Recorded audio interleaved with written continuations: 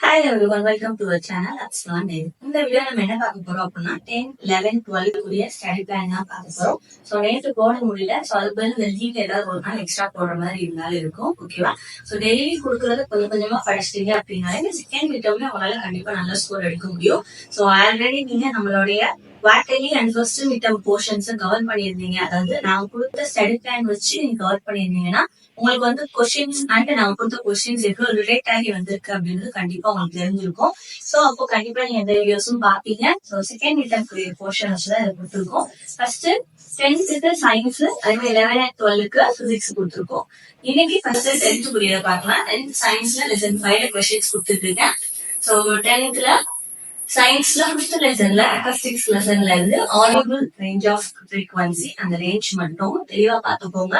ஏன்னா அல்ட்ராசோனிக்கும் இருக்கும், இன்ஃப்ராசோனிக்கும் இருக்கும். ரெண்டே மிக்ஸ் பண்ணிடாதீங்க. ஏன்னா கொஞ்சம் தான் டிஃபரன்ஸ் இருக்கும். இது பிலோ அபோ அந்த சென்டர்ல உள்ளது அப்படின்னு வேரியேஷன்ஸ் தான் இருக்கும். தெளிவா பார்த்துக்கோங்க. Next one longitudinal waves.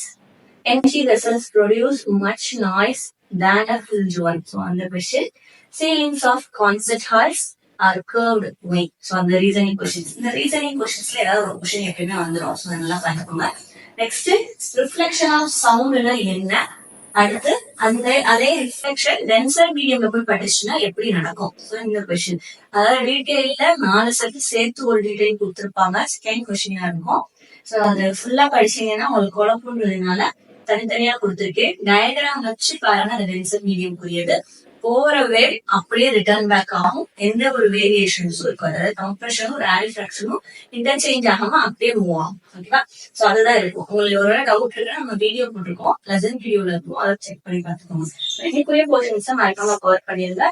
Next 11th பிசிக்ஸ்க்கு பாத்தீங்கன்னா 7th லெசன்ல இருந்து கொடுத்துருக்கோம். 7th லெசன்ல இருந்து ஷார்ட் ஆன்சர்ஸ், டெர்மினல் வெலாசிட்டினா என்ன, ஸ்டேட்மெண்ட், ஃபார்முலா, ஓகேவா, ஃபார்முலாவோட ஃபைனல் ஈக்குவேஷன் அதை எழுதிக்கணும்.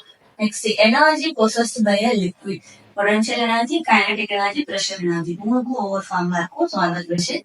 பர்னாலஸ் theorem, statement and formula, Stokes formula or force, Stokes force உடைய ஃபார்முலா அப்படின்னு சொல்லி கொடுத்துருப்பாங்க. ஸோ அந்த கொஸ்டின். So important question. 3 மார்க்ல ஓயாம கேட்கறது. ஜஸ்ட் ஒரு ஃபார்முலா எழுதி அதுல என்னென்ன இருக்குன்னு எடுத்து எழுதிருப்பீங்க, அவ்வளவுதான் இருக்கும். Two stream line cannot cross each other. Why? இதுவும் 2 மார்க் கொஸ்டின். இது வந்து 3 மார்க்ல வரும், இது வந்து 2 மார்க்ல வரும். சோ இந்த கொஸ்டின்ஸ் எல்லாம் பாத்தீங்க, டெர்மினல் வெலாசிட்டி, பெர்னாலிஸ் தியரம் எல்லாம் பாத்தீங்கன்னா டீடைல்ல வரும் நமக்கு. சோ இப்போ ஷார்ட் ஆன்சர் படிச்சிட்டீங்கன்னா ஒருவேளை டீடைல்ல டெரிவேஷன் மறந்தாலும் அட்லீஸ்ட் இதையாவது எழுதி வச்சீங்கன்னா ஒரு 1 மார்க் 2 மார்க் வந்து உங்களுக்கு கொடுப்பாங்க. ஸோ அதனால அதையாவது பார்த்துக்கோங்க.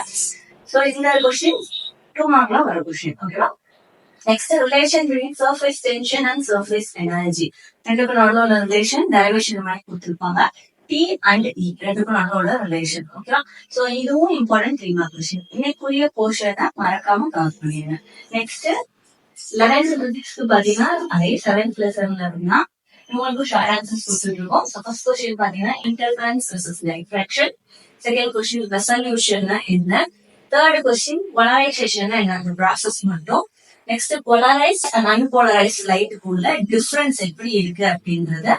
நெக்ஸ்ட் போலரைசர்னா என்ன, அனலைசர்னா என்ன. சோ அந்த நெக்ஸ்ட் ஒன் மேலஸ் லா. சோ இது கடைசி இருக்க அந்த 4 கொஸ்டினும் ரிலேட் ஆகிக்கிட்டே வரும். அதனால ஈஸியா இருக்கும். சோ அதனால தெளிவா பாத்துக்கோங்க. ஓகேவா? சொல்லிக்குரிய போர்ஷன்ஸும் மறக்காம கவர் பண்ணிடுங்க. சோ டெய்லி கொஞ்சம் கொஞ்சமா தான் கொடுக்குறோம். உங்களுக்கு ரொம்ப ஈஸியா தான் இருக்கும். அன்னனை கொடுக்கறத அன்னனை கவர் பண்ணிருங்க. ஏன்னா உங்களுக்கு வந்து செகண்ட் மிட்டம் வந்து பாத்தீங்கன்னா சீக்கிரமா வந்துடும். இந்த செகண்ட் டேர்மே வேகமா நடக்கிற மாதிரி இருக்கும்.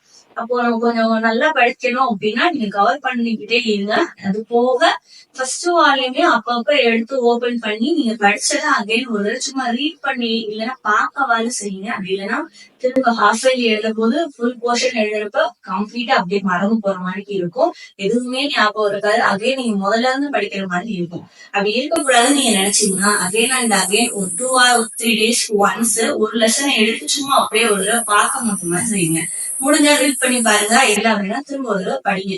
சோ திரும்ப திரும்ப நீங்க எத்தனை தடவை பாக்குறீங்களோ அதை வச்சுதான் உங்களுக்கு வந்து ஞாபகத்துல அப்படி இருக்கும். இல்லைன்னா மறந்துடும். ஓகேவா? சோ இன்னைக்குரிய போர்ஷன்ஸ் மறக்காம கவர் பண்ணிடுங்க. தேங்க்யூ.